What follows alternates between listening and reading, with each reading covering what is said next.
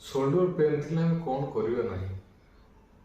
तीनोटी जिनस आम आभोड करिवे गोटे हला traction second one is compression third one is jerking आम ट्रैक्शन कंप्रेशन आउ जर्किंग ठू निजको दूरे रखिए तो ट्रैक्शन माने जेकोसी जिनस द्वारा आम हाथ शोल्डर पेन अच्छी ताहले आमर एमिति एक्टिवेट करेनि जो थे आम हाथ ऊपर लोड पड़ो बा हाथ किंची हम टाणी हम तो जमीती कि आम बाहर मार्केट गले परिवा कि हेवी बैग को आम उठा उठी कर जिनस आम आभोड करवा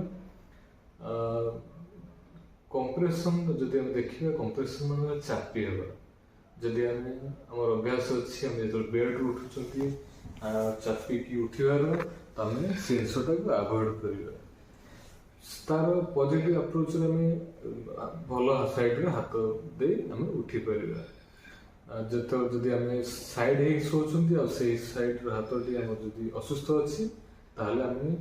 आम चेष्टा करवा अपोजिट साइड रे कड़माड़ी शोया कि सीधे शोया जदि तो आमर जदि शोल्डर पेन थाए ताहले आम हाथ उपर कंप्रेशन जमी फोर्स न पड़े सेमती आम पोजिशन में हाथ को रखा से आम कौन करवा ना हाथ को आम जो गोटे सोफा सेट रे बसुँच से आर्म रेस्ट जो साइड में थो से बस हाथ रखा कि चेयर बसला बेले साइड जो आर्म रेस्ट थे आम हाथ रखा कि जदि आम कौन सी जगार बस जो आर्म रेस्ट ना ताहले आम निजर जंग उपर हाथ रखा कि साइड रे पिलर को आम यूज कर आम ताकू यूज कर आम हाथ को रेस्टिंग पोजिशन रखिपर third one is jerking arm गाड़ी जो चलाती जर्किंग फोर्स आम उपर पड़े तो से आम कौन करवा जो गाड़ी चलेगा से धीरे सुस्थे आम गाड़ी चलेगा आमर इंडियन सिनारी इंडिया रास्ता आमर सब रास्ता खराब थाए तेणु आम जिते गाड़ी चलेगा कि गाड़ी बसवा से चेष्टा करवा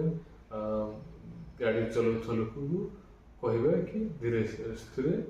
आम गाड़ी चलाइबा कि जिते आम घर रोच कौन प्रकार एक्टिविटी करवा ना जो हाथ आम छोटा छोटी कला भाया जो थी कि आम जर्किंग फोर्स पड़े मु गोटे कथा कही रखा चाहूँगी कि आम चेष्टा करें सब हाथ को रेस्ट पोजिशन रखापी जदि आमर आम निजर कंट्रोल रहुनी हाथ आमर कौन कम आम बहुत व्यस्त होताले आम हाथ को